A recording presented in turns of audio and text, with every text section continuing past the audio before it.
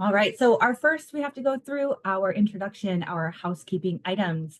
So as I've mentioned several times, please do sign in with your name and school or district in the chat. And now Linda's going to tell you a little bit more about these slides and resources and your clock hours. Linda. Hi, everyone.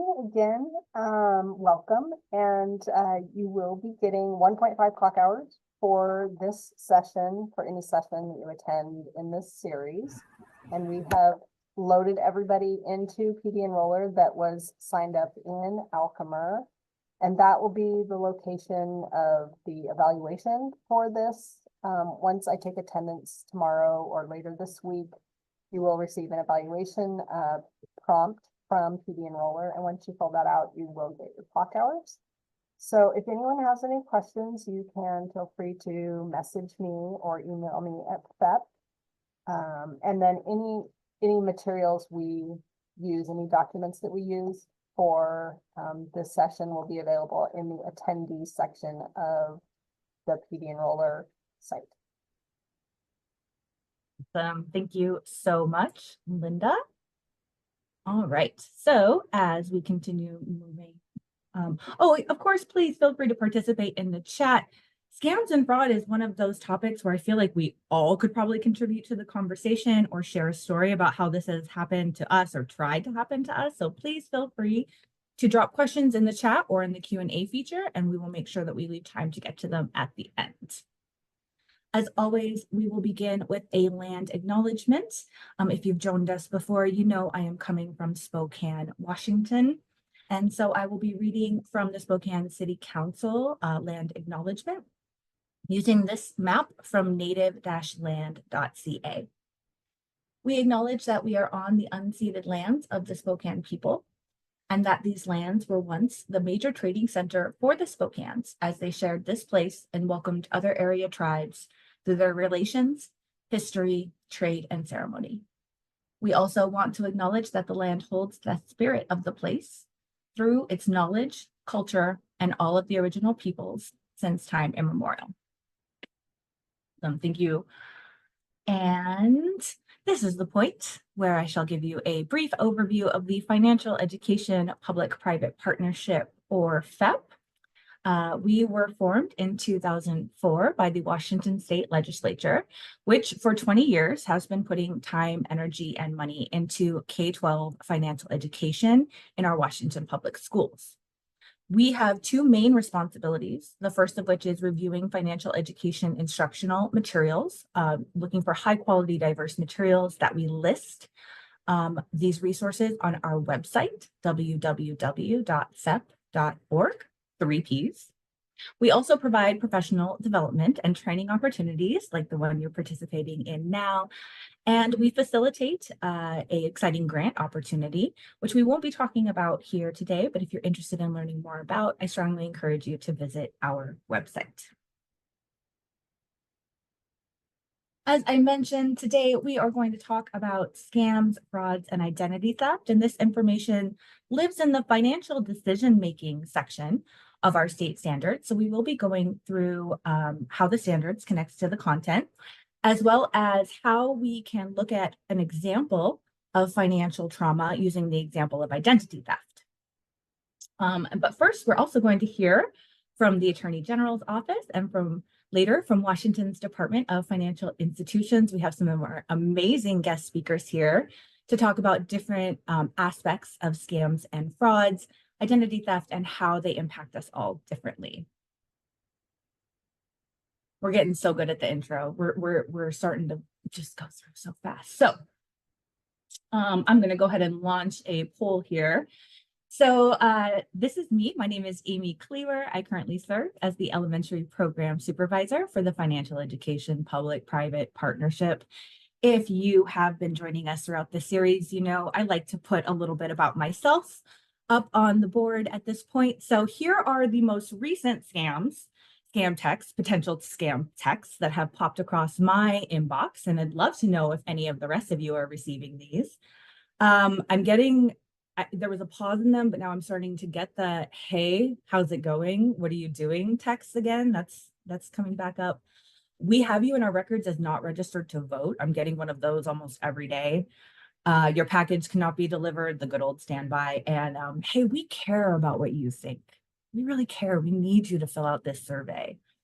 A lot of people have the package cannot be delivered one. It seems to be an oldie but a goodie.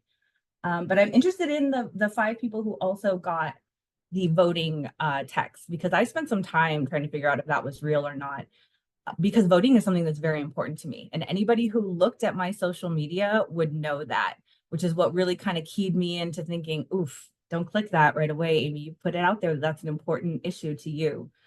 Oh, I got a text. What about a text about owing for going across the 520 bridge, the toll? This is one that's going around. Interesting.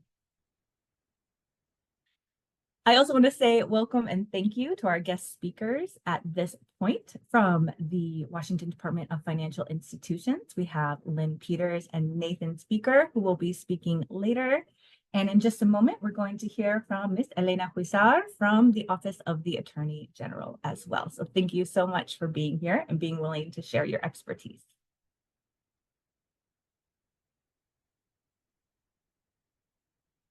All right, so sharing the results of that poll as well, just so other people can see.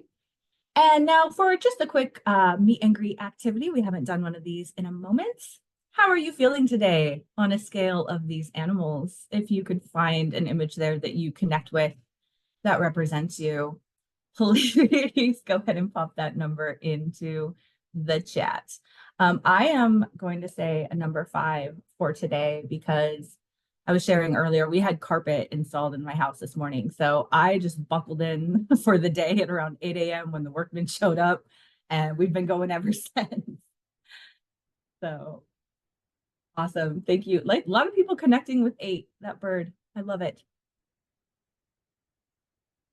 All right. And as a note, if you later want to go back and look at this slideshow, I have found the originator of these wonderful social emotional check-ins, and I have linked that person, Sophia Feldman. These are available for free on her website that I have linked. There's about 20 different ones. Great way to integrate a little bit of social and emotional learning into your classroom if you have a moment.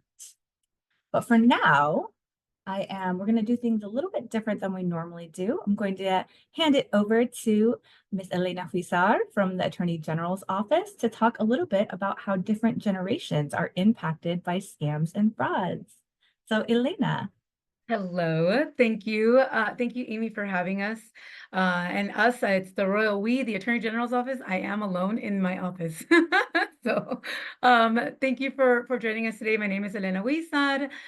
She, her pronouns. I've been with the Attorney General's office for 16 years in the Consumer Protection Division. And so I'm going to go ahead and share my screen. So just a moment. The bad thing is that when I do that, all of these things start coming up. There we go. And so we recently did a presentation with another community agency that Amy was joining in on, and saw our presentation and asked if we'd be willing to come out and talk about the generations and how we work with various other entities as well, like the Federal Trade Commission. And you're going to see some graphics today that are going to come from the Federal Trade Commission's website. And what I'm going to do when my presentation is over, I'm going to pop that link into the chat so that you guys can take a look at, if you're interested, on how scams affect people in Washington State. Again, Federal Trade Commission is a federal agency. It does across the state. So if you have family members in other states you want to take a look at, you're going to be able to do that once you check out these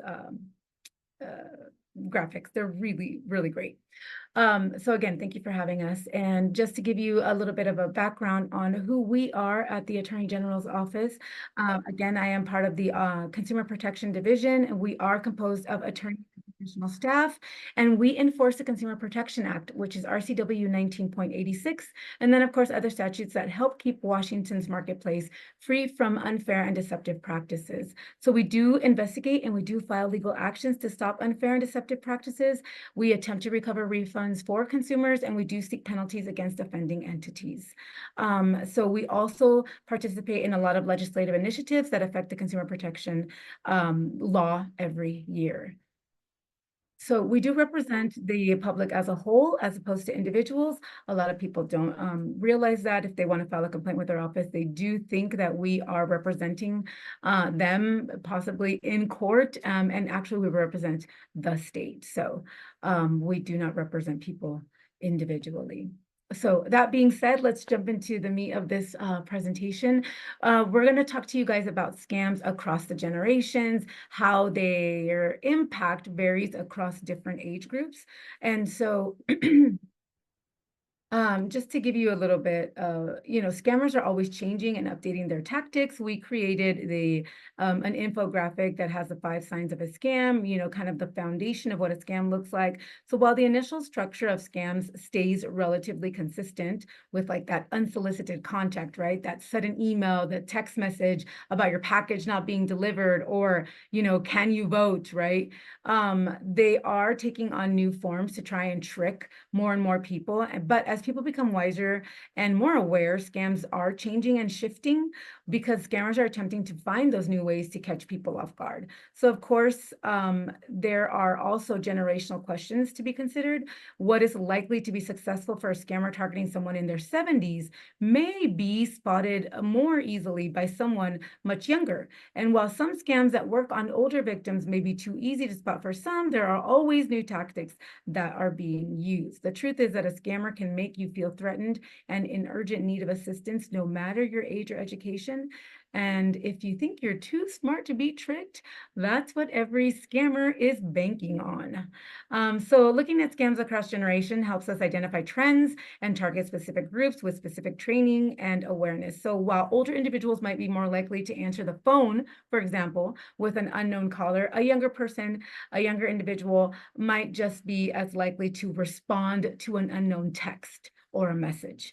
So while younger individuals may be more likely to fall for a cryptocurrency investment scam, an older individual might be just as likely to move their money over thinking that they're safeguarding their retirement. So money is money to a scammer. They don't care who you are. They don't discriminate. If it comes through an app, cryptocurrency, a gift card, a check, a transfer, cash in hand, they don't care. They're going to do anything to get it.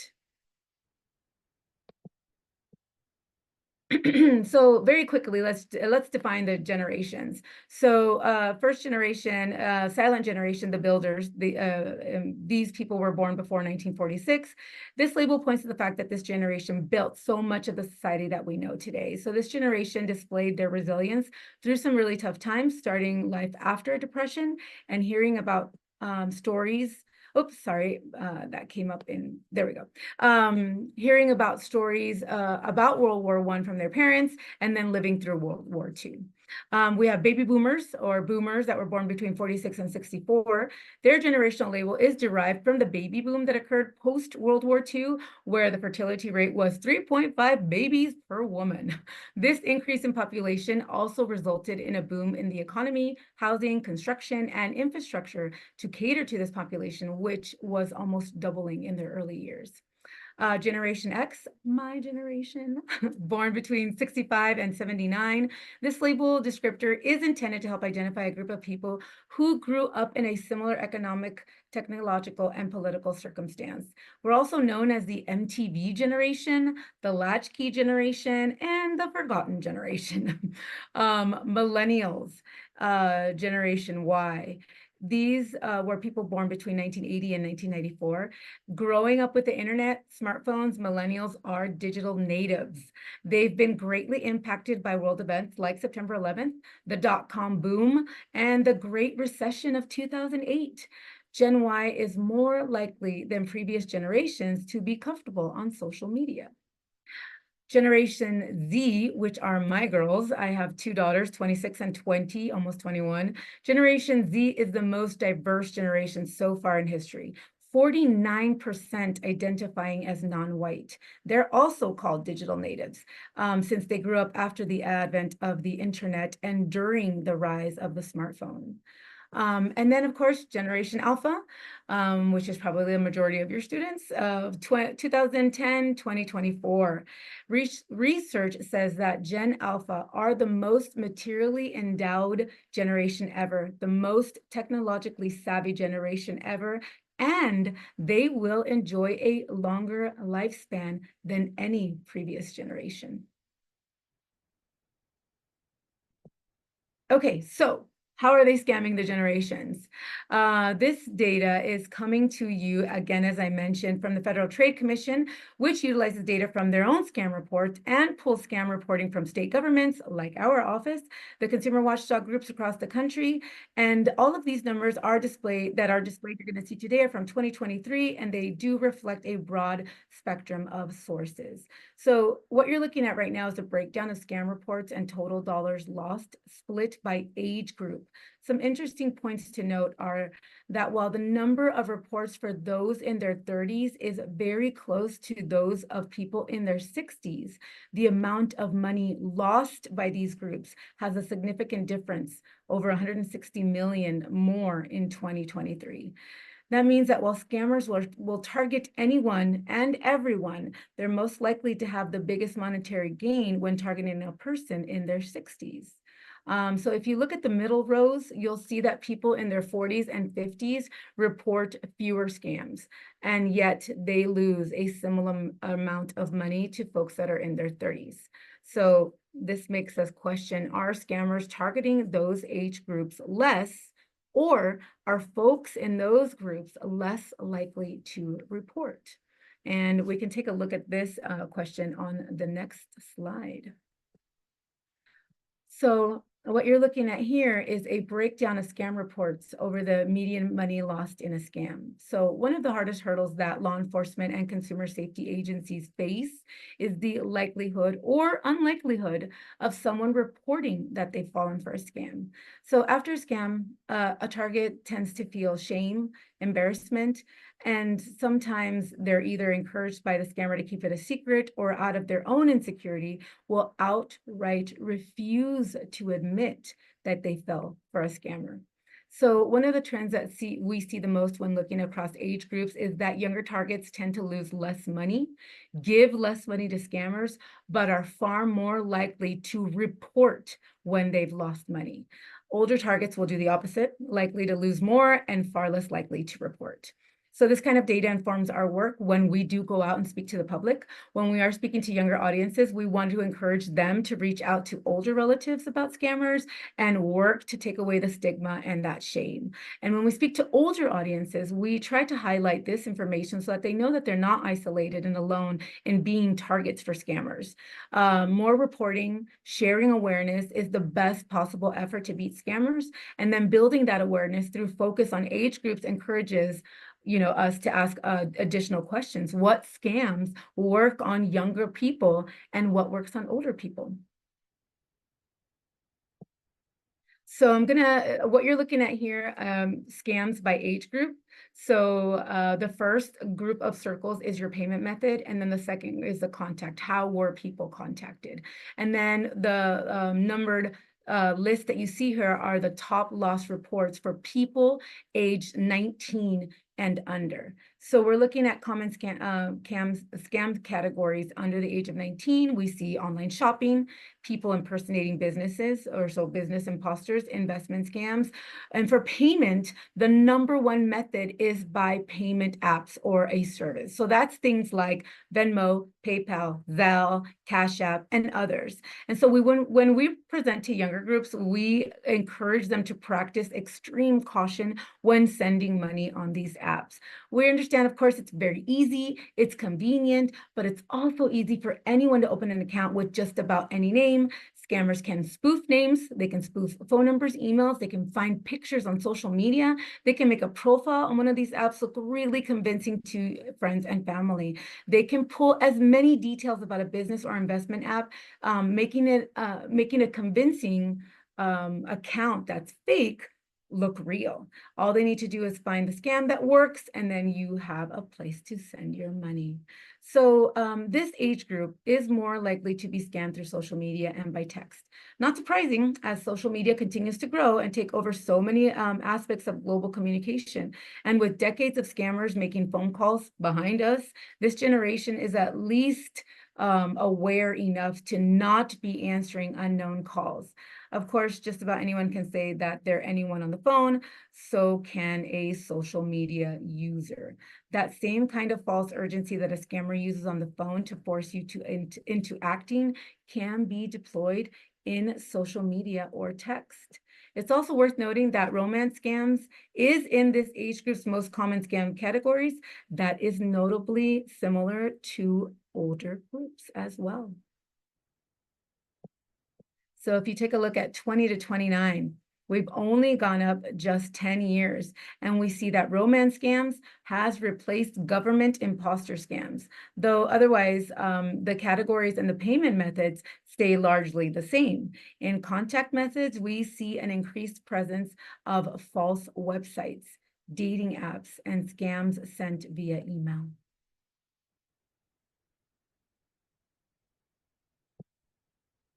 Uh, 30 to 39, again, business imposter scams, government imposter scams, miscellaneous investment, job scams, and employment agencies.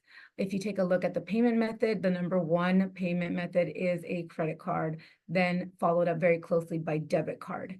The contact method is, again, social media, and then a website or an app, text, and then other. 40 to 49. My age group, online shopping, business imposters. It's very similar to 30 to 39. But if you look at number 5, it's now romance scams is on there. Credit cards, debit card, a payment app, a website, social media, and other. If you notice, text message isn't on there, right? I mean, it's part of it, obviously, but not enough to make one of the bubbles. And if you look at 50 to 59, online shopping, business imposters, government, and romance scams. Not a lot of difference between, I mean, I'll be 50 next year, so credit card scams is still the number one, followed by debit card. And then the same with the contact method, very similar to 40 to 49. But if we look at 60 to 69, romance scams are back, but the payment and contact methods look very different. Here, credit cards are number one, like we saw in previous ages. So while older scam targets may be less likely to use a payment app, they still get caught handing out their credit card info to a bogus website. In contacts, we see that social media is number one, but phone calls are now much more present. And you can see emails there too, and that other bubble is a lot bigger. 70 to 79. So adding another 10 years, we've added tech support scams to the list. Credit cards are joined by gift cards as a common payment method. And social media has been replaced by phone calls as the number one contact method. So when we speak to older audiences, we're always discussing phone calls, nuisance phone calls, spammers, spam phone calls, telemarketers. While younger generations may have pivoted to a more aggressive call screening tactic, we are still seeing many older individuals who are too anxious about missing the real call that they continue to answer the scammers. You guys have no idea when I go out and do my presentations, and Lynn can attest to this because we do a lot of presenting together to older communities. They don't want to not answer the phone. They want to answer the phone. Older targets are more likely to be tricked into buying gift cards, thinking that this is a legitimate way to send money. Why? Because you can imagine that they're probably buying gift cards for their grandchildren. And that's the way that they give them money without handing out cash, right? This is safer. A gift card is safer. Younger targets may be less likely to do this. It is important to look at the methods and that they are effective and what payment methods are common, since it's not always the same. So here is what we're looking at when we look at how much money is lost. So we have a breakdown of scam reports by payment method and total money lost in 2023. And interestingly enough, while credit cards were the most common payment method, bank transfer and cryptocurrency both account for more than 5 times the amount of money lost. So this discrepancy can be explained by the kinds of scams that target those payment methods. While a bogus website or a business imposter will be trying to get the equivalent of a normal retail payment via like a credit card or a debit card or a payment app, a scammer is trying to access your bank account. They're most likely trying to get you to you to give them access to your account, send them money for safekeeping, aiming to get a whole lot more while they have access. Cryptocurrency encourages larger transfers because it is often used as a method for investment scams. And scammers telling you that they've got a way for you to boost up your money, retire early, will try to get you to invest as much as possible. So these are examples that have come into our office, and my colleague who isn't on the call today, he called these scam examples.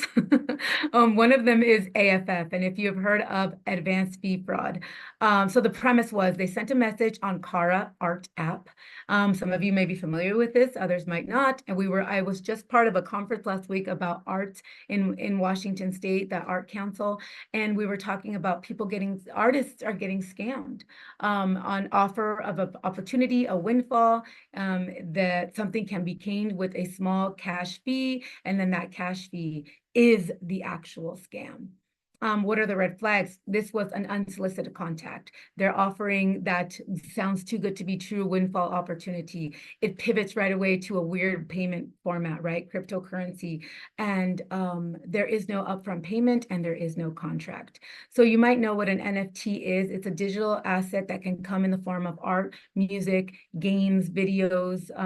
They're bought and sold frequently, and they usually use cryptocurrency because they're also generally encoded with the same underlying software as many of the cryptos. So even though it's been around since 2014, NFTs are gaining notoriety because they are becoming increasingly popular as a way to sell and buy digital artwork. The market for NFTs was worth a staggering $41 billion in 2021 alone, and that amount is approaching the total value of the entire global fine art market. So if you don't know what advanced fee fraud, it is a scam with a very long history. Maybe you heard of the Nigerian prince scam. You might have seen that on a show. One of the earliest known examples is called the Spanish prisoner scam. It dates back as early as the 1800s. And so my coordinator, if he were here, he could give you more info on that. He likes history a lot. But it has come in the form of sweepstakes, lottery wins, grant approvals, fake inheritances. Modern versions arrive by phone, fax, email, text, and much more recently on social media. The contact methods and the stories may change, but the format is always the same. The target is offered a chance of some sort of windfall, some great opportunity. The only way to do that is through a small processing fee. Okay, something else that we've seen in our office, phishing. The premise is you get something sent by email, the spam filter helpfully identified it and deactivated the links, but there's those red flags: take action, urgency, the unknown spoof sender name, claim to offer security. So in this example of a phishing email, the email server's spam filter has identified it, deactivated the links. That's a nice feature. And you can activate it and adjust it in various email service apps. This one is from Gmail. However, if the spam filter had not been identified, there are some other red flags like that take action we mentioned. The sender, Erwin Workett. For those who don't know, scammers often spoof names with various fake names attached to try and bypass those spam filters. In truth, this email would have likely taken you to a landing page that looked like Netflix login screen. And once they have your password, they take you to a form to enter your credit card or banking information. With younger and older generations, good security is always a practice, that should be in place. Always looking very carefully at emails that claim that urgency. And then smishing. This is a text message. It's formatted to look like an automatic alert. There is even that tiny little thumbnail image that was added. Phishing, SMS and phishing refers to smishing, right? Phishing attempts to send via text. In this case, we have what looks like an automatic missed payment alert, urging you to act fast to avoid that late fee. Interestingly enough, the link thumbnail, that little preview, shows a logo that matches the name of a toll service. And it's great that somebody mentioned the 520 bridge. This is a clever addition to make the scam look more believable. So while this example pertains to SunPass toll services, we are seeing Washington consumers receive a similar scam text claiming to be from Good to Go, which services Washington's express lanes, toll bridges, tunnels, and Good to Go has really made an effort to make this issue clear on their website, reminding consumers that they do not communicate via text for those alerts and will never provide notice of a late fee via a text. So this is something, this is a scam victim narrative. I'll let you guys read it. I won't read it. That came into our office just last year. It's an example of why we encourage older and younger audiences to be extremely careful about what they post on social media. In this case, the grieving mother had posted to Facebook about her son's memorial, and a scammer, now with a direct link to the deceased Facebook's page, their friends, their list, their work history, has an easy way to contact the bereaved, and they open up with this opportunity for a grant. And the person who was not in stable housing, needed money, clouded with grief, extremely vulnerable, believed this too good to be true offer of hundreds of thousands of dollars as a way out. So many targets of advanced fee fraud participate in a scam even after they notice the red flags, because they're more scared of missing that opportunity in case it was real than being scammed in the first place.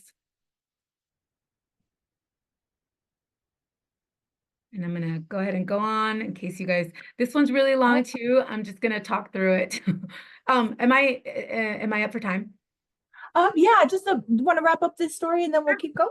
Yeah. Awesome, thank you. Another example, this one was, just at the very end, there was a talking out loud, reading through the scam. So they did avoid the scam because they did mention it to someone else. She mentioned it to her husband. A lot of targets are, they don't want to talk about it. And so if you talk about it, you can kind of hear how bad it sounds. We encourage, people all the time to just talk about it. Don't assume that what you're hearing is the absolute truth. When you start opening up to somebody else, you're going to hear that maybe this is not the way to go. And the last part of my presentation is, how do you file a complaint with the Attorney General's office? So we do have a website, atg.wa.gov. You can call us and ask us any types of questions at our toll-free number. We are available Monday through Friday from 10 a.m. to 3 p.m., 1-800-551-4636. If you work with families that their first language is not English, do not fret. We do have a translation service where people can talk to us through an interpreter at our call center. And so we'll provide this later, the resources from the Federal Trade Commission. I did say I'd pop in those the links to a link to those graphic images, FBI reporting scam, and then how to get your credit report for free. And then of course, our website information, you guys already got that. And with that, I will stop sharing my screen. Thank you. Thank you so much, Alina. I definitely didn't want to cut you short. That was amazing information. I was almost done, but I get very excited. I know, I do too. We'll make sure we circle back so people have questions. But I also wanted to bring up one thing. During that webinar where I first met Alina, which was from the Financial Empowerment Network, for anyone who was here last week, they put on that webinar. You mentioned that they had changed some of the rules about getting credit reports since COVID. Yes. Could you tell our audience a little bit about that? Yeah. So before, I don't know if you guys were checking your credit report, which you totally should. You were only able to do it through each credit union, Equifax, TransUnion, and Experian once a year. So our recommendation back in the day was do one the first quarter, second quarter, third quarter, or trimester, I guess, and then start again the following year. But because of COVID, when COVID was happening, so many people's identities were being stolen. My identity was stolen. The annual credit reporting website allowed people to get their credit report every week from all three, and that has now become a permanent feature. So if you're interested, I know, me too, Charnel. If you are interested, you are able to check your credit report from all 3 credit unions once a week, all year long. Awesome. Thank you so much for sharing that, because I know that was definitely news to me when I heard that information. So thank you so much, Elena, for just taking us through some of the different ways that scammers will target us. I think it's such an interesting kind of walk through generational trends when you give that presentation, and really helps us, I think, as educators, remember that, you know, what we are fighting and on the lookout for is not always going to be the same thing that our kids, our students are fighting or on the lookout for. And so to keep that mindful, I also really loved um, the fact that the younger generations are more likely to report. This is not us, for lack of a better term, beating a dead horse, guys. These students are reporting. Younger people are speaking up more. So that just reinforces why this is such an important topic. You know, as Elena said, if we don't have the reporting, how can we ever identify the trends and start to make some counter moves against these scammers? So thank you so much for that. And I'm looking forward to hearing more from our friends at DFI as well in a little bit. I'm going to share the results of that quiz I put out. We got 80% participation, just so you guys can kind of see what generations are represented here. And now you know you have your year in case you didn't.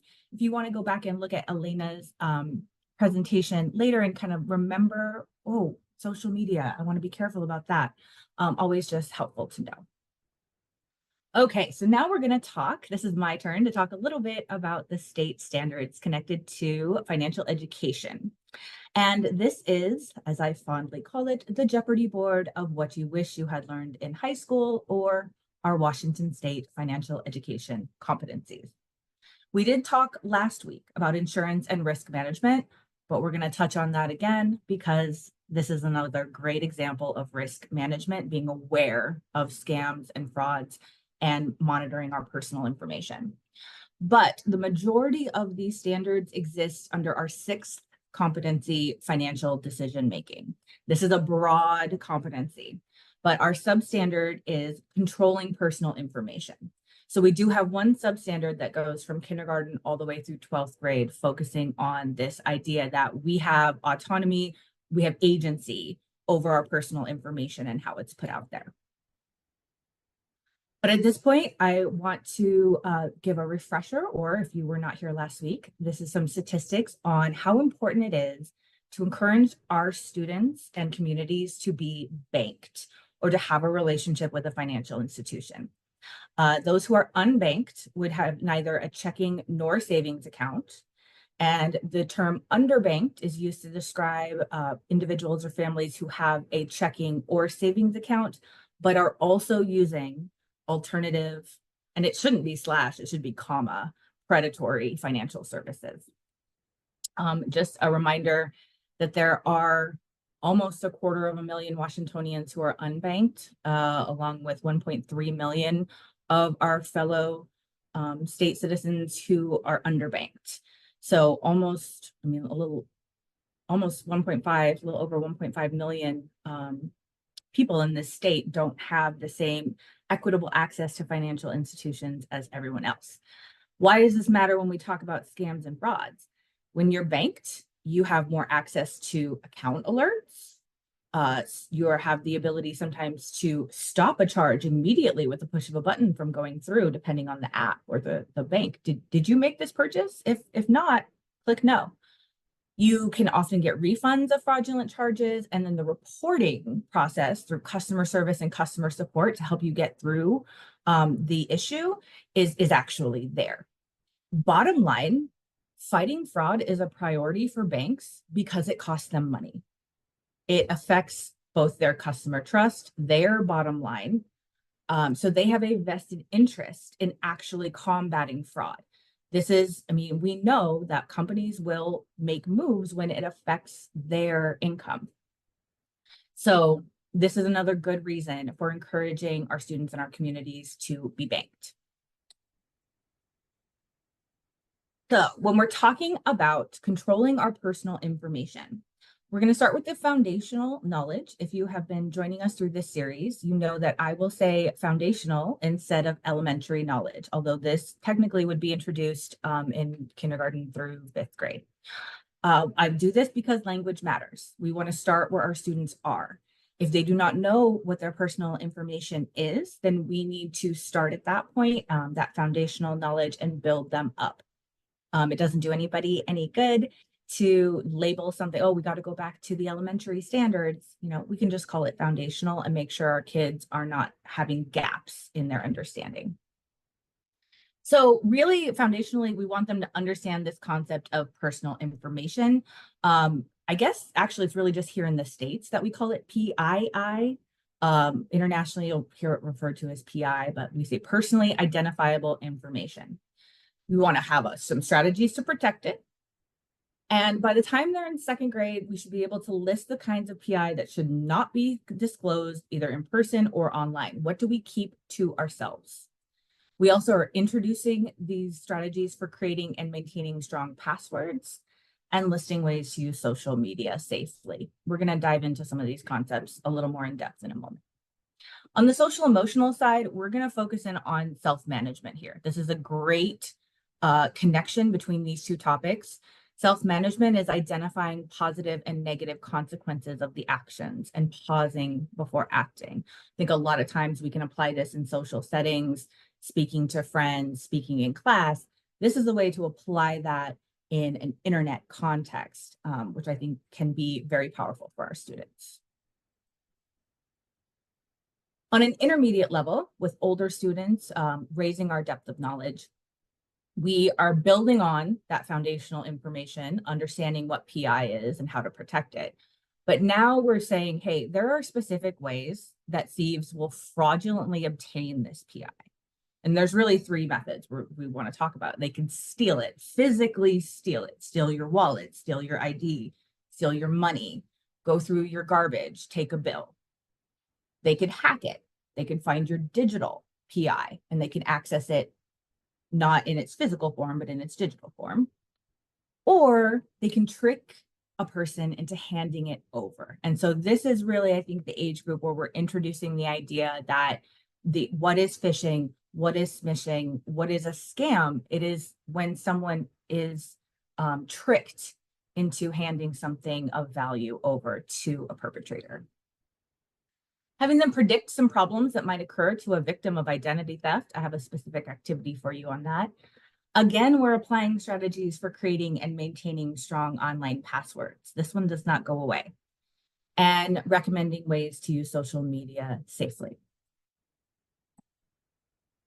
By the time we have older students who are maybe earning income, who do have a relationship perhaps with a financial institution, we're looking at skill development before they enter into quote unquote adulthood.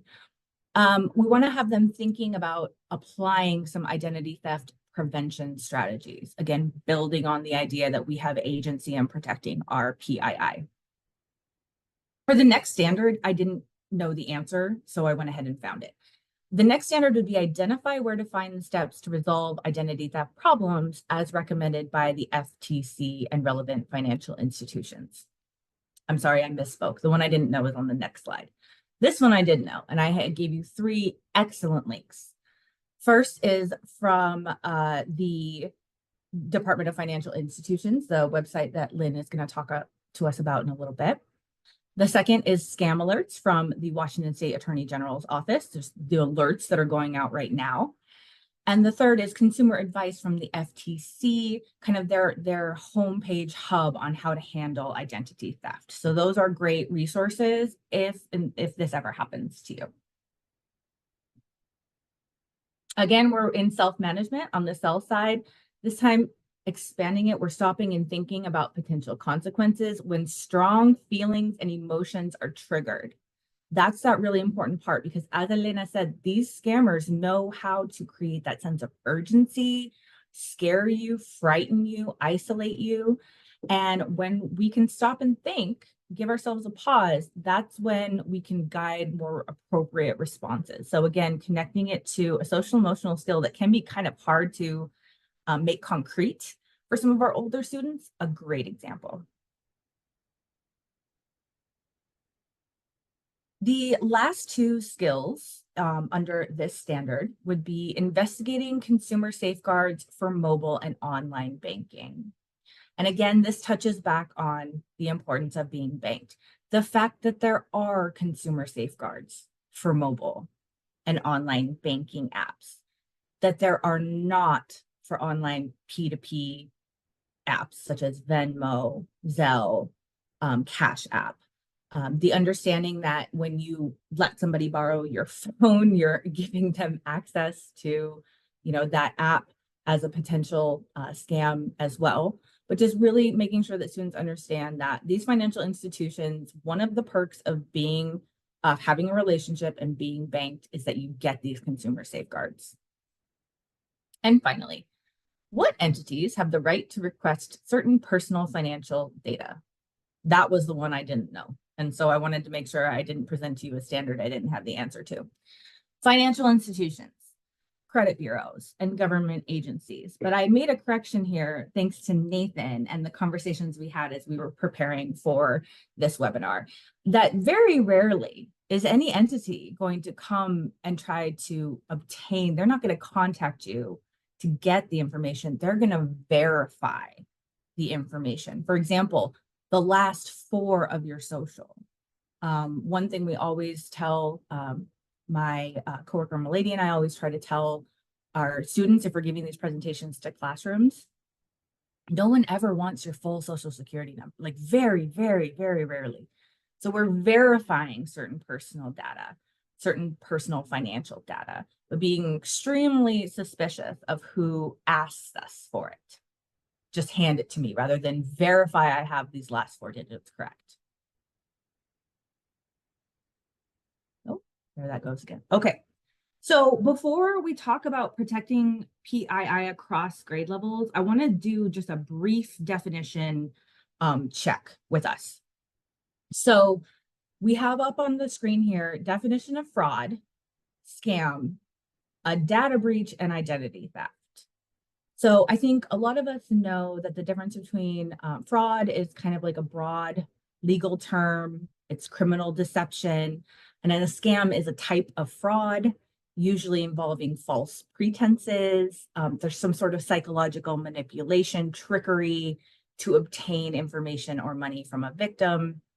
And then identity theft is another type of fraud, but you're not, charged with scam in a court. You're charged with fraud. So that is the actual criminal charge.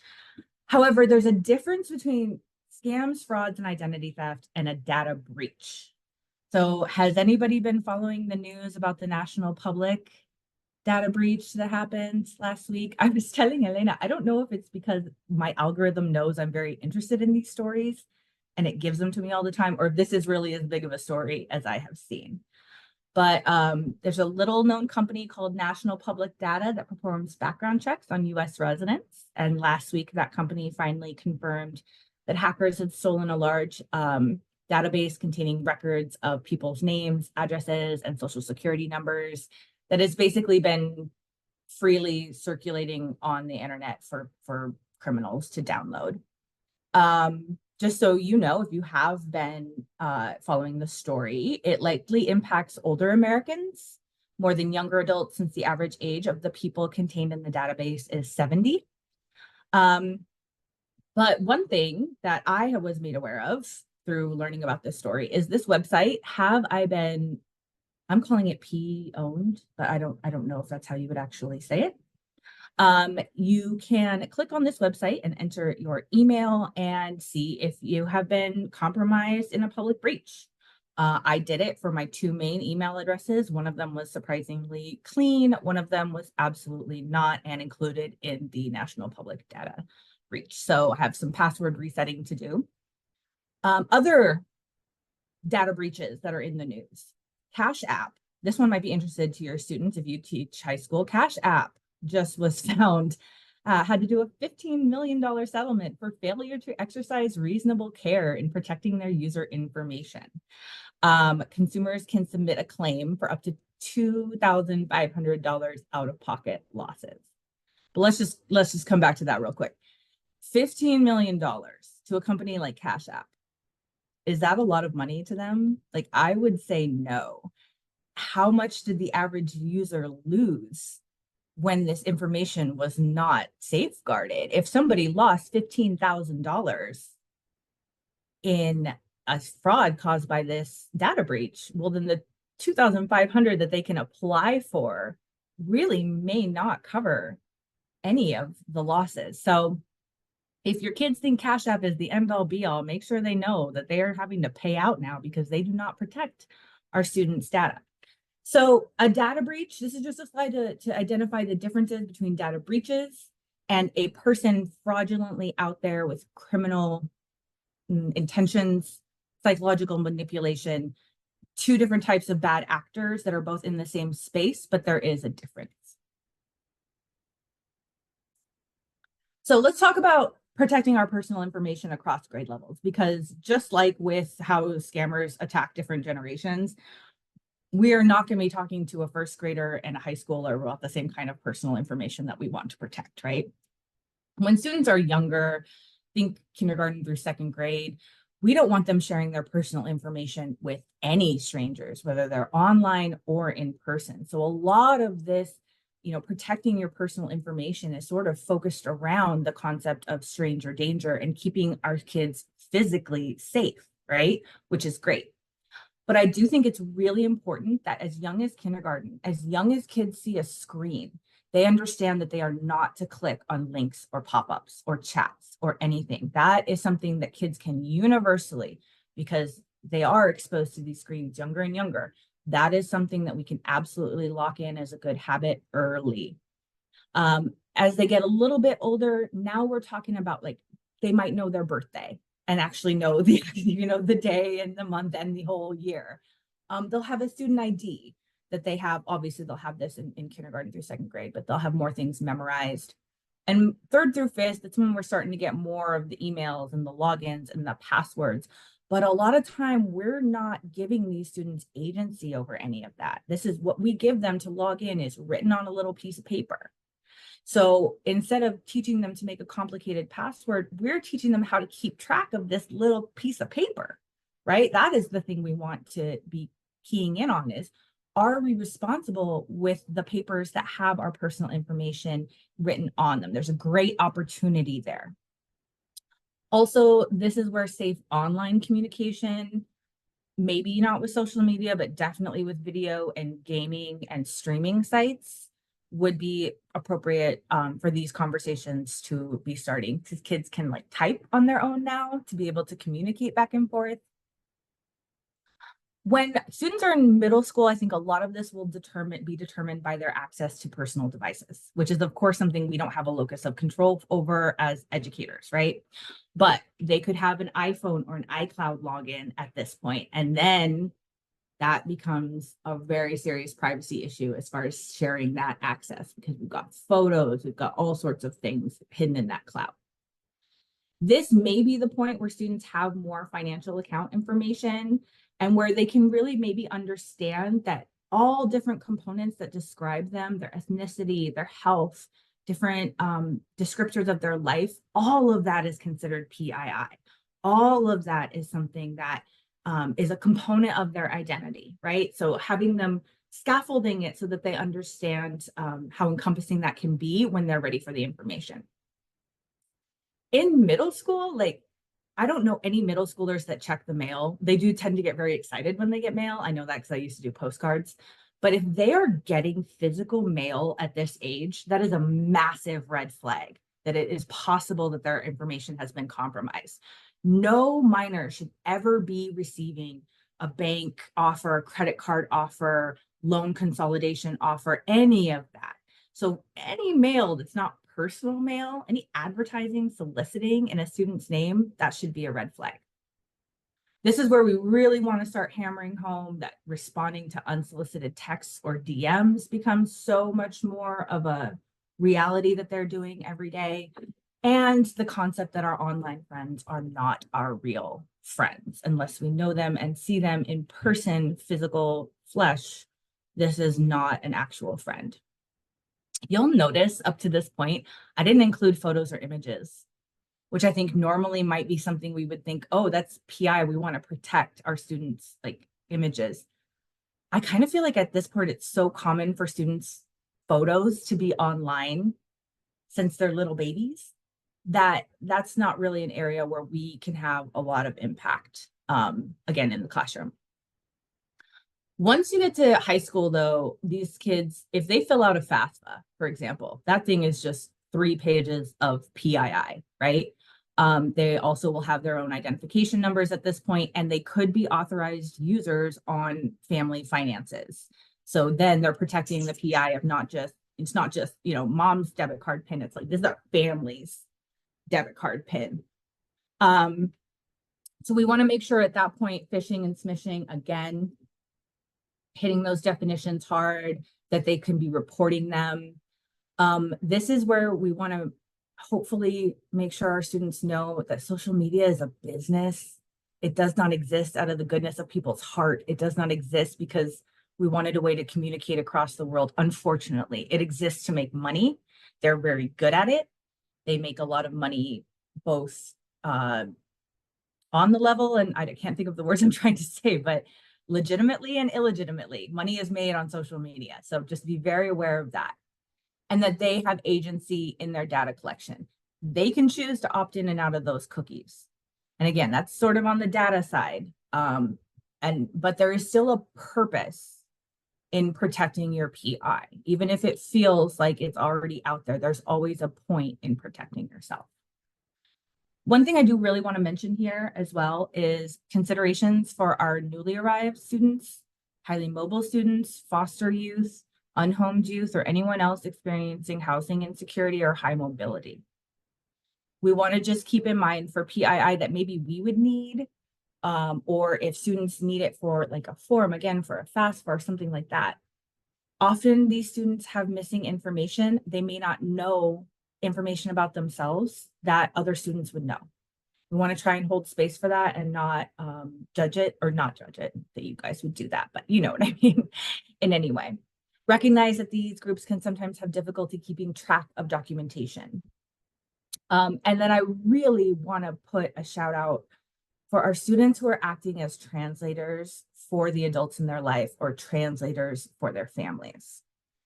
These students, besides having an immense mental and emotional load to carry for their family, are often full of way more PII than any student their age, because they might have been there with mom and dad translating while they opened a bank account or signed a rental agreement or bought a car. And unfortunately, some of our students are really put into that position. So making sure if you know that that is a situation that a student is in, just making sure to hold some space for that student, support them, and trying to share with them as many appropriate ways to protect the information in their head as they can. And I know, Lynn, you had some other information you were hunting for on this. Was that something you wanted to talk about now?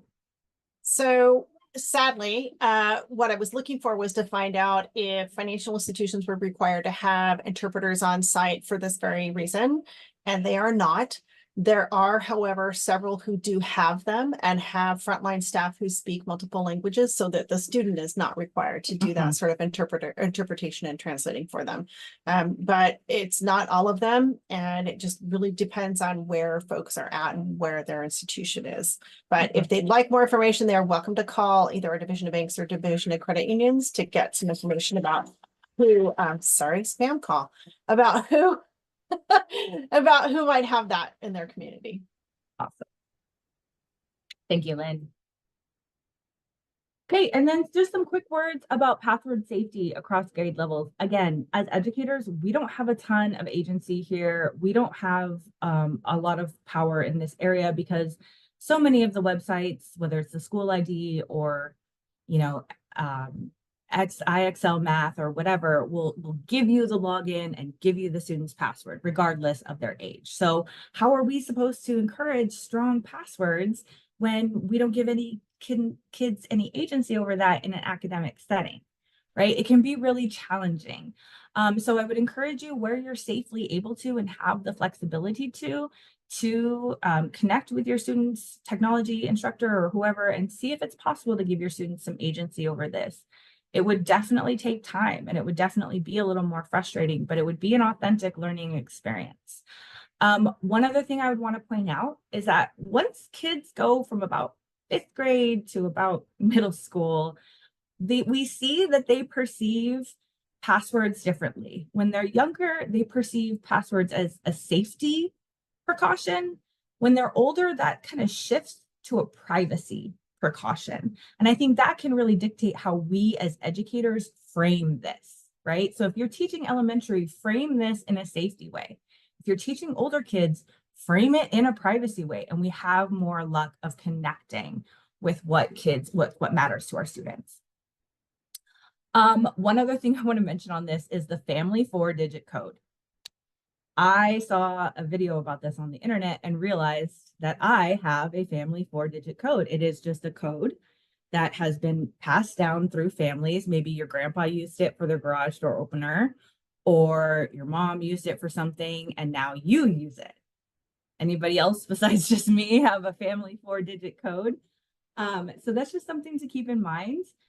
It can be one of those things where if they figure out the 4-digit code, maybe they can figure out a line into a whole family's PII. So that's just something else to keep in mind. Okay, so now let's talk briefly about financial trauma using identity theft as an example, talking about the trauma of theft.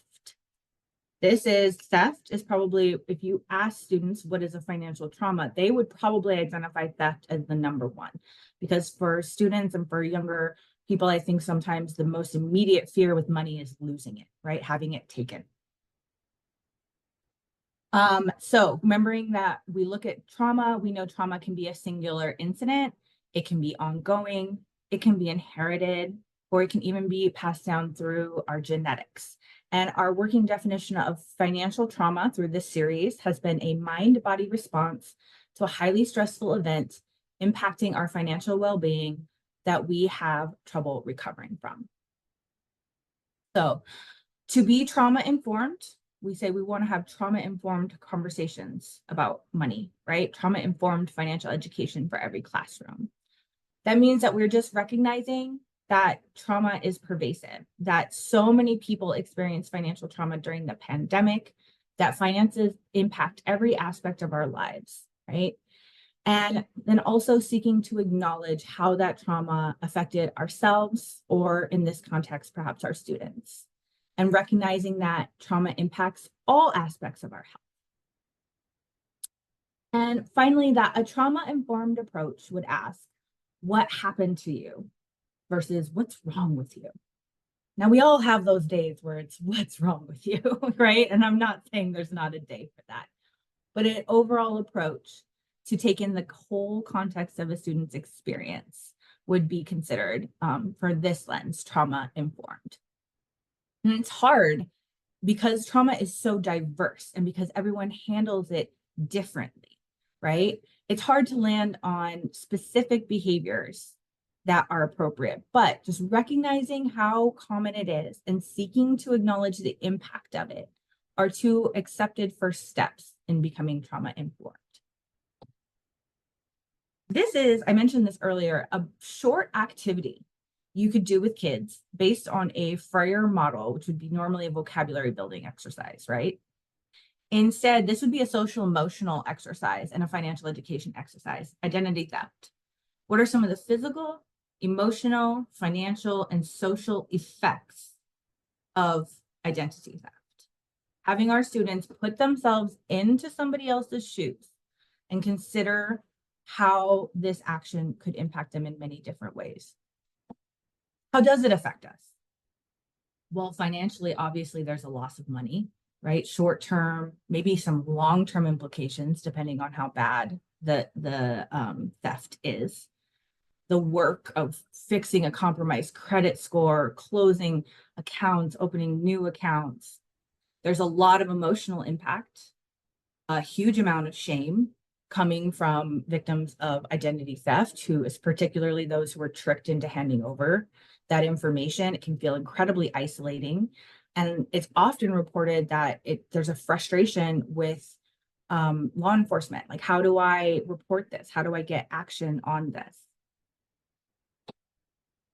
Physically and mentally, we want to just notice that trauma impacts our brain chemistry. 23% of identity theft victims feared for their physical safety.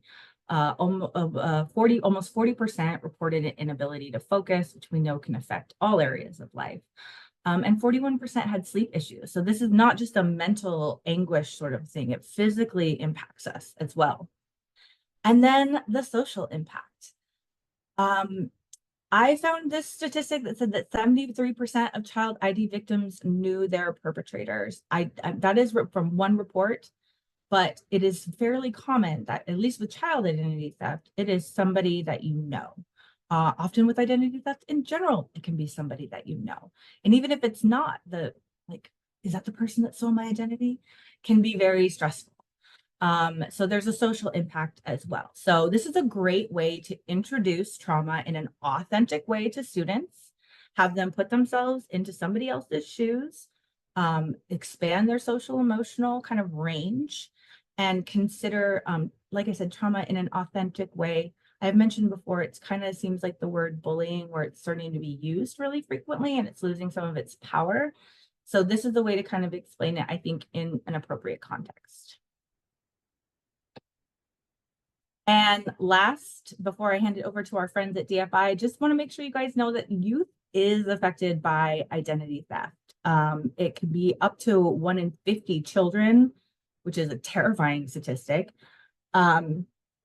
And that identity thieves use minor children's information in the same way an adult's information can be used, because creditors, government agencies, reporting agencies, they don't know how old someone is just by their social security number. All they see is the number, the credit history, and the name. So it can be difficult to detect. It can go on for a while, and it does take an average of 4 hours longer to resolve than adults. All right. Oh, not a question and answer opportunity. I'm going to turn it over now. So I want to welcome our friends from DFI. We have Lynn and Nathan here with us.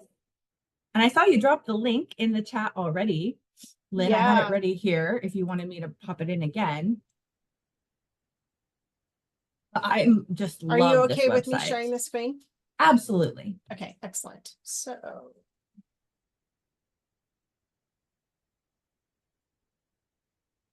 I will go wrong set of windows. This one. So we have seen a massive uptick in fraud reporting at our agency. I guess I should start with, I'm Lynn Peters. I'm the Director of Communications, Financial Education, and Outreach for Washington State Department of Financial Institutions. Our agency, if you're not familiar with us, we license and regulate the financial services industry throughout the state, and that's pretty much anything that touches money. So your banks and credit unions, payday lenders, mortgage brokers, loan originators, financial advisors, financial planners, investments, some crypto, whether it's an investment or a money transmission service. So on the Cash App, I did put in a thing in the messaging, please file a complaint with us. They're one of our licensees. So I would love to stick some of our attorneys on that to do an investigation. So we've seen an uptick in fraud reporting in the last year, well, 2 years actually. Majority of them had something to do with advanced fee scams.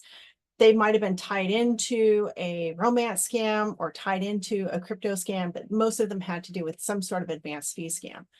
So the boss said, well, why aren't we hearing more about this, since we know it's a huge problem? Because I'm always sending him things like, did you see this? Did you see that? Did you see this? And when the FTC came out with their information that said in 2023, consumers lost $10 billion in America. That's with a B. That's a lot of money. Now, the other thing that we know is from the Justice Department that only about 15% of people will actually report some sort of fraud or scam that has happened to them. There's a variety of reasons, right? If you're older, a lot of times it's you're afraid that somebody's going to tell you you can't be responsible for your money anymore. They're going to put you in a home. those types of things. And then other folks, it's that embarrassment and shame. And I tell people, please don't be embarrassed. Please don't be ashamed. Be mad. Get back at these people. File a complaint against them. Let the people who are regulating that industry investigate and examine and take a look at it. I mean, we find people for a lot of money. We've put people in prison for this kind of activity. So we developed the 10B website. We worked with this amazing marketing firm. Really happy to report their own WBE. They're almost all women of color. Sadly, they're passionate about this particular campaign because almost every single one of them has a family member who was victimized. I would ask, how many of you out there have a friend, a family member, or yourself who has lost money to some sort of scam, whether it was something on Facebook, Instagram, didn't get the dog bed, didn't get the bra because I didn't take the 30 seconds to Google the company. So we developed this website, we worked with this company, and we're doing a statewide ad campaign. It was in movie theaters until last week. It's on an I-5 billboard. It's on a billboard in 3 billboards in Spokane. It's in multiple print media, including foreign languages. We have Spanish, Chinese, Korean, and I think Tagalog. And we'll be translating the website as we move forward as well. We have 3 parts to it. We want people to know what types of scams are out there. So Jeremy, our webmaster, put together this amazing website that tells you a variety. This isn't even half of the scams that are out there, but it walks out all the different kinds of scams that we're seeing the most of. Pig butchering is the new one. And I have to tell you, it's not pretty. We're the pigs. They're fattening us up for the financial slaughter. That's what that's all about.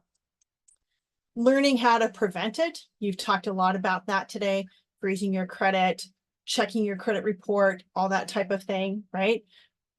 The biggest thing I want to tell people about is please report it. We cannot investigate, we cannot examine, we cannot take action unless somebody reports this crime to us. So I'm very happy that that person put the information about Cash App in there. And I already pinged our folks and said, hey, do we license these people? Because here's the story. And they said, please have them file a complaint. So please file a complaint. Understanding we don't license regulate everything. Jeremy put together, so for identity theft, you go to identitytheft.gov. For mail fraud, you go to the US Postal Service. We send a lot of things. Technology scams, it would be IC3. For a lot of other stuff, it's going to be the Attorney General's office. So we link out to that and the FTC. But a lot of it is us. So here's our complaint form. It's super simple. It's super easy, basic, right? Fill it in, hit send, and it's gone. It's just so important that you share that information with us so we can investigate it. So important. Seriously, if you don't report it, we can't investigate it. This was sort of the one pager the FTC put out that gave us some information about the $10 billion that were lost and how people lost that money. Happy to share this. I was going to say, can you drop that? Yep. Thank you. Dropping that in right now. And then the information that Elena showed earlier, I have to say, this is my favorite graphic that FTC has, because as you click on the buttons, it updates all the different age groups. So you can, on one page, you can click and see who's losing money, where they're losing it, how they're losing it. It's all on one page, and you can sort it by year. It's I love the fact that Elena used that one. The bubbles are my favorite one. So seriously, just please visit dfi.wa.gov/10B. Come take a look at how to identify it, how to prevent it, how to report it, and please report it. Please report it. It's so important. We want to be able to help people. And I'm going to turn it over to Nathan, because I know Nathan has actual information and details and data that he can share with you. That's amazing. Thank you so much, Lynn. I've been so impressed with this website since it came out because it's so user friendly. I think it is made for a research project for students, independent research. It actually makes it very easy for them. So awesome. Nathan, welcome. Hi, Amy, and hello, everybody. Thank you all for being here, and thank you for inviting us to share. Speaking of share, oh, there goes the neighbor with his muscle car. It's not me. Okay, so I hope I'm sharing my screen here. We should be on the 10B website.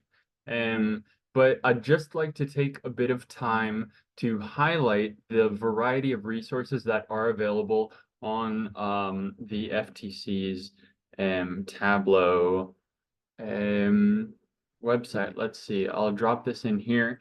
One of another useful tool that they have, so one of the yeah, like the one we just saw was the age and fraud tab up here, which of course will take a minute to load because it likes to have me fill time in other ways.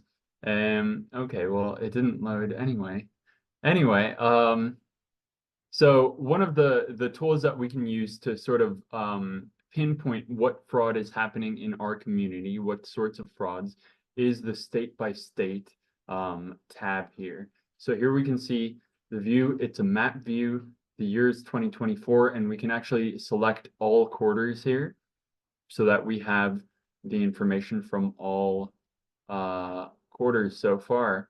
And you can actually go and select state by state. So if I press on Washington here, eventually it will change from 1 million to, okay, so far it's saying that year to date in 2024, we've got above 25,000 fraud reports just in Washington state. That's pretty incredible. $144 million lost just in Washington, and that comes out to a median loss of $449, right? So that is very high. Obviously, the median loss, I was never too good at knowing the difference between mean, median, and all of that, but median is sort of like right in the middle. That means that a lot of people lost way more than 449. That means a lot of people lost less than 449, but that's sort of the dead middle, not necessarily per person. So some of the more impactful types of frauds and scams right now are imposter scams. So that's basically any sort of scam or fraud where people are claiming to be someone they're not, right? So that's the text messages saying it's USPS or Amazon. You just need to re-verify your address, right? That's the calls from your bank or your credit union asking you to verify information. That's the IRS calling you to pay your taxes via gift card, right? So that Nathan, would that be a romance scam as well? it could potentially, yeah, absolutely. It could be a Okay. romance scam as well. Generally, or well, let's just say oftentimes romance scams are categorized a little bit differently because oftentimes they're sort of like more of a long haul type of scam, as opposed to a lot of these imposter scams generally tend to be a like first contact, and then they try to get money from you in that first contact or first couple contacts anyway. And we also see that online shopping and negative reviews and deceptive practices there are very high up, sort of on the ladder, on the scam ladder. All right, so this is a fantastic resource. Let's see if I can go to this, any of these other tabs, if it'll be yeah. Okay, so here we see in Q2, the Washington is actually the #1 state and ranked by reports per million population. So that means that proportionally to our population, we are being scammed the most in Q2 of 2024. Now, of course, we see that in Q2 of 2024, Florida had 10,000 scams, which is over twice as many as we did, but Florida also has a much higher population than we do. So their reports per million population is slightly lower, 130 or so lower than ours, right? And if we just go to all, okay, Washington's still #1, great. Okay, well, I don't know if that's something we should be so proud of. And it's also important just to note that this is categorized also by fraud category, right? So here we're looking specifically at imposter scams. Now you can, if you have free time, you can feel free to browse through the different categories and see who all sort of is being affected, what states are being affected. Looks like here from imposter scams, about a 24% of people reporting are actually reporting a monetary loss as well. And the total loss nationwide is coming out to over $1.3 billion just so far this year. And that's just for imposter scams. Now, I don't know if they have, let's see if they have like investment related And let's see how much, okay, so investment related so far this year, we've got almost $2.5 billion. So obviously we're more than halfway through the year. Maybe you say, well, 10 billion last year and 1.5 billion this year, we're doing better. Well, no, actually it's broken down by category. So I guess they aggregate all of these different types of scams to sort of get to compile the big number. And here in investment related scams, we see that a whopping 80% of people who report these scams have actually lost money. That's a significant increase from the 20% we saw with the imposter scams. Okay, so really quickly, I know we are coming up on time here. So I'd just like to highlight a few takeaways here in our one sec, let me find this. Yeah, okay. So from current slide. Okay, can y'all see the PowerPoint now? Okay, perfect. So let's see, when we're talking about frauds and scams and when we're dealing with them, oftentimes we're not sure how to address them and how to respond in the moment. The first thing I say before I read anything off of this is once again to reaffirm what Lynn said. Please don't feel ashamed. Please don't feel embarrassed. I know that that is a natural reaction, but really it's not. We want reactions that will spur us to motion, right? We want actions that will provide a solution, right? And even if we may not be able to recover the money that we lost specifically, by reporting it, we're helping law enforcement sort of pinpoint what sort of themes and trends are happening right now so that we can then inform agencies like ours, can inform consumers about what to be sort of aware of, right? So first things first would be to ask a lot of questions. Asking questions can buy you time, and that's really important. As we saw in Elena's presentation, a lot of the times they really use the urgency tactic to force us to act right now, right? And I don't know about you all, but I have made a lot of spur of the moment decisions that did not end up being the best decision in the long run. And that's like it outside of a scams and frauds context entirely. So when we're dealing with scammers and fraudsters, this is their day job, right? So they know how to respond to stuff as well, even if we do ask these clarifying or verifying questions. So the second step would then be to verify the answers, right? Anybody, if they're doing this all day and all night long, they're going to be able to come up with some license number. They're going to be able to come up with some resource they can send you to sort of build that confidence and increase the chances of ripping you off, right? So that's why it's so important to verify the answers, especially if we're talking about investment advice, for example. You can certainly use our website and verify license numbers for financial advisors and financial institutions more generally on our website. We want to try to give as little information as possible, right? If possible, even try not to even verify any information that they may already have. And then if this all becomes too much to remember, it can be good to sort of have a script. I don't know about you all, I'm definitely a pacer when I'm on phone calls. I walk around my apartment. So if you have like a little script on a fridge magnet or something like that somewhere around your house, somewhere you can refer to, just a quick something like, no, I'm not interested, or I'm on the no call list, something or another that's already set in stone so you're not sort of fumbling in the moment, right? Some big precautions we can take are to use trusted vendors when we're shopping online. There's, as we saw on the FTC website, online shopping scams are more and more prevalent. So use trusted vendors when possible. Try to research the company before you make a purchase through them. What I do a lot of the times is I'll just write the company name and then write the word scam after that into the Google search and hit search. Oftentimes there will be reviews or comments from people across the internet saying that they have been scammed or ripped off by unethical companies that are out to get our money, right?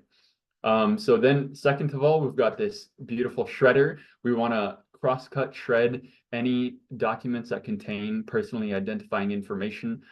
If you can sign up for paperless statements from many of your service providers, whether that's your bank or your internet or even your phone bill, that's probably a better and more secure way to get your bills and statements. I mean, let's think about even something like our bank statement. It's got our full name, it's got our full address. It probably doesn't have our phone number, but it very likely might have our account number on it. So that's already 3 vital pieces of information that oftentimes are used to verify identity, right?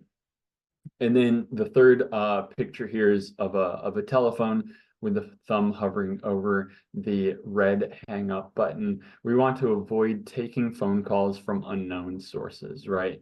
And we certainly want to avoid at all costs giving out information when people are contacting us. Just like Amy said earlier, if we do call the bank, then obviously we're going to have to verify some of our information, but otherwise, the bank won't call me and ask me to verify my account number. They already have that number. And if it's them calling me, I should be suspicious of them seeking my information, right?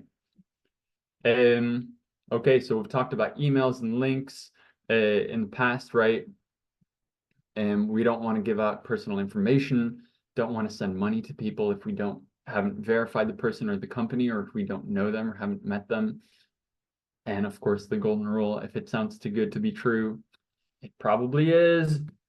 So yes, a couple super quick highlights here. Let's see. You can register with donotcall.gov. That may help decrease the amount of scam calls you get. And actually, if you are on that list, you can let scam callers know that you are on the list and that there are severe penalties for repeat offenders if they knowingly call a number that's on the do not call list. You can also opt out of the pre-screen credit offers and insurance offers at optoutprescreen.com. And those are 2 good ways to sort of be a little bit more safe, right? Yeah, I mean, check your accounts regularly, be stingy with your social media information. You can learn more on our website. And then credit freezes, I think that's probably a good idea for most of us, unless we're actively seeking out new lines of credit fairly frequently. It's really quite easy to set up and quite easy to even thaw. You can request a credit thaw if you are going to be seeking a new line of credit, and you can have it specified so that it's just open for a certain day and then it refreezes once that day's gone by, right? Nathan, I saw somebody in the chat had said that they had their credit locked. But I've also seen, I'm sorry to interrupt you, just a question. Yeah. You can freeze a child's credit, a minor's credit as well, can't you? I believe so, yeah. Yeah, I have a link in the slideshow, just so everybody knows, to a FTC booklet on freezing minor credit, and that is something as a guardian you can do, and to my understanding, it's the same as an adult. Like there's really no consequence to it once you reactivate it. Okay. Sorry. Yeah, no, that's fantastic information, and that helps me learn more as well. Okay, so I think that's sort of the big picture overview of what I had. Yeah, just generally be safe. Once again, annual credit report is going to be the only federally authorized way to get your credit reports. They don't sell your information to advertisers. You can check all 3 credit reports in-house sort of and dispute errors right there within the application, which is super helpful. I mean, they are available for free once a week from all 3. So, I mean, while they're available, why not check them regularly and just dispute anything that you don't recognize, whether that's an address, whether that's an account you didn't open, whether that's even a phone number that you don't recognize on there. You want to be able to dispute that. Yeah, okay. And then, oh yeah, identitytheft.gov, great resource. And we've got our complaint form, which Lynn already pointed out, as well as some of the consumer alerts that we send out periodically. and AARP and Better Business Bureau's scam tracker websites as well. Anything I missed? No, that is awesome. Thank you so much, Nathan. I am going to snag the screen back from you so we You can make bet. sure that we are finishing up on time. But so I hope what everyone has taken away from this is that between the resources that we are all going to provide for you, you do not have to reinvent the wheel when you want to teach your kids about scams and frauds. We have all the websites, all the statistics, everything is right here for you from Lynn, from Nathan, from Elena. And in addition, we have some instructional resources that will be on this PowerPoint slide as well. You will notice last week we didn't have any because there's not a ton of actual lessons on getting kids banked. It's really more of a discussion-based thing. But we have some great lessons in here from FDIC Money Smart, which is a curriculum we haven't looked at before, but it's free. They have scaffolded support built into the lesson plans, and then individual resources for you, including that FDC child identity theft with some the step-by-step on freezing minor credit as well. And then in the chat, we were kind of talking about this, so I want to make sure we talk about it. This is 7726, and I learned about this from Elena. This is a way that you can report your scam texts. Okay, so, and this is a step-by-step. You do have to do the little long press and then forward it to 7726, and then you'll get a reply from your carrier, and then you send them back the number. But then this is a way for them to kind of collect things, and they can block numbers if it starts to become a pattern. Just so you know, these were their text scams of 2022. Okay, and so now it's 5:31. You guys know I love to end on time. So I'm going to say thank you for being here. I hope you find this funny. It's supposed to be a joke. The girl in a bikini DM'd you about crypto. Ignore him, please. Next week, we're going to be talking about trauma-informed approach to talking and teaching about money LBR, our summary of our 8 weeks. If you have a question, please stay and hang out. And we will do our best to answer it for you. I apologize for the light that is coming into my face here. But thank you so much to everybody who stuck with us for this entire session and for the last 7 weeks. I did see Robin has a question. If there's only a limited number of places that can legally verify your information, then how can a utility or phone company do that? That's a great question. I don't know if Robin is still here. If she is, let me know. We'll see if we can get an answer. But is anybody else, if you have any questions, I know we went right up to it, but thank you so much for being here. And yes, thank you so much. Oh, and Larry was a victim of identity theft. About this was great info. Thank you so much. And thank you again to our speakers. Thank you, Elena, for making time, for Lynn and Nathan for their input. There are good people fighting for us here in Washington State, guys. Awesome. Thank you so much for the positive feedback in the chat. Let's see here.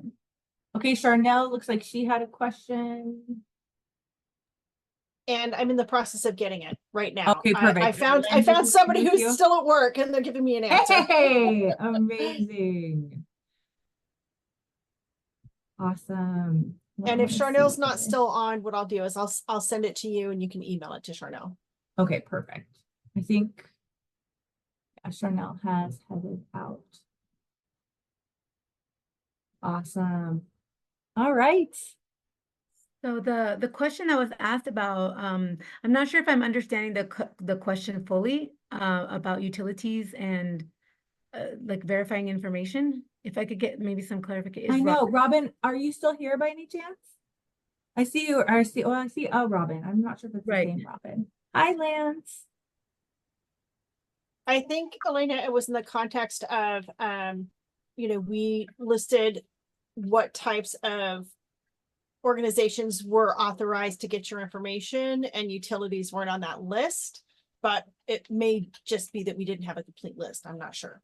Does a utility need personal information? Like as far I'm as trying to remember if they I'm trying to remember the I don't last think time they we used a signed up social. for it. I think it was just about they used like past residences and I know they check your credit. Robin, oh, Robin is still here. Robin, did you want to give us? Yes, absolutely. Please Please, jump yes. on. We're here to help. Okay, can you hear me? Yes. Okay, so I'm not going to show you my face, but so here's my question. So, and I know this has happened to me too, when I call the phone company or utility company, they need to verify my information, make sure it's really me. And the bank will do it, of course.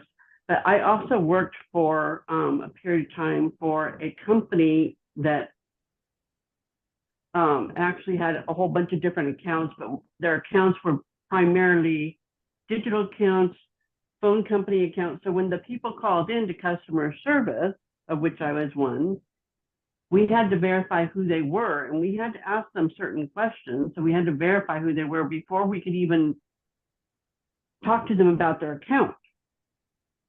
Does that make sense? Mm-hmm. Yes. So when you're saying there's only certain companies that can do the verification, then how can they legally do that verification? Well, were you verifying with social security numbers? We had to ask for the last four, yes.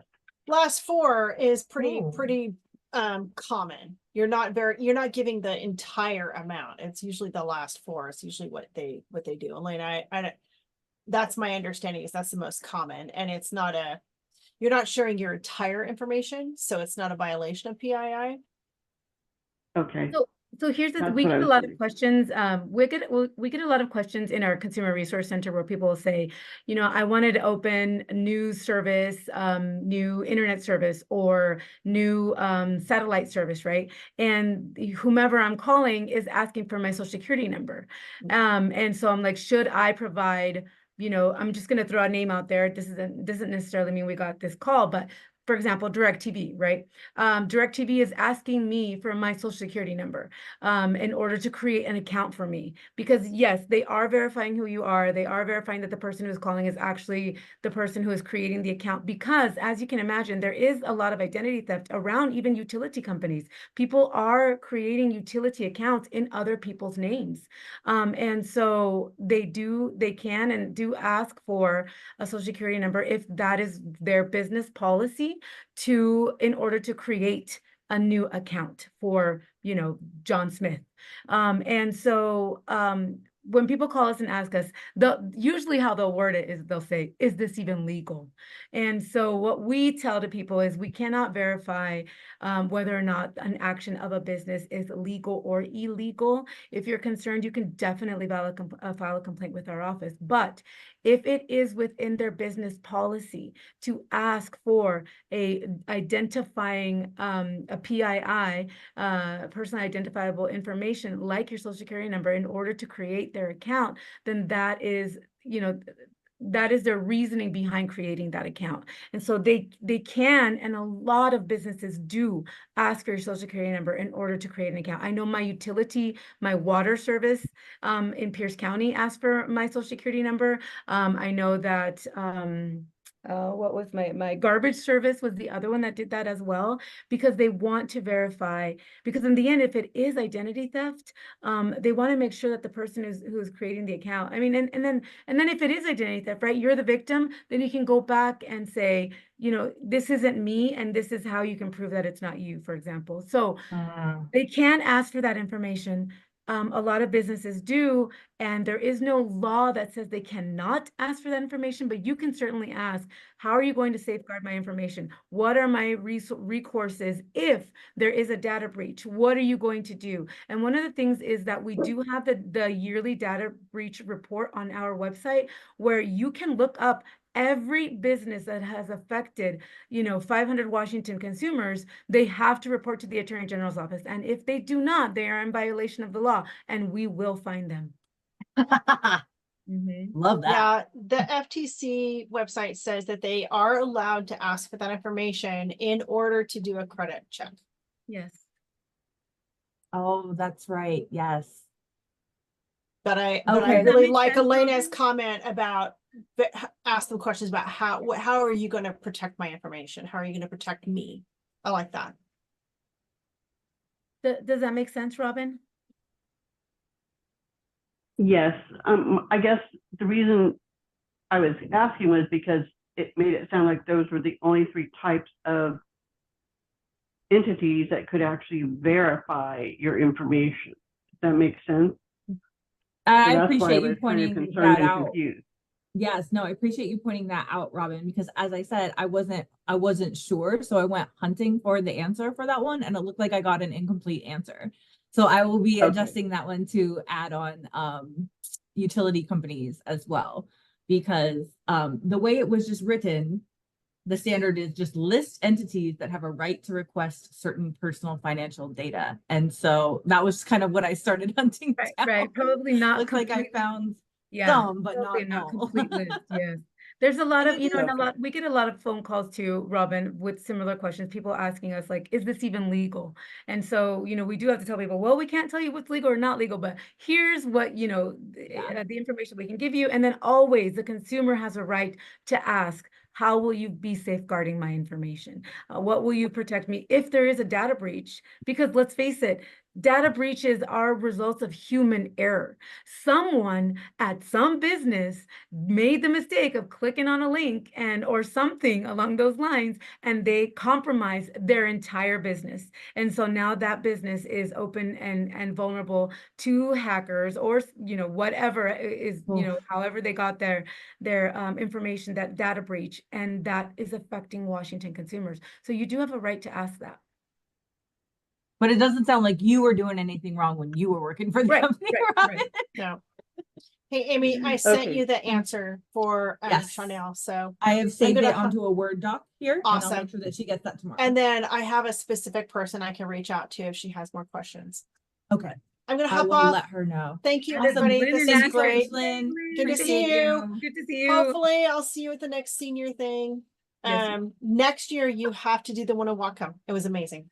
Oh, it sounded is that the one in the park? Yeah. It was Oh, awesome. it sounded fun. Okay, have a great day, everybody. Awesome. Thank you. Thank you, everyone.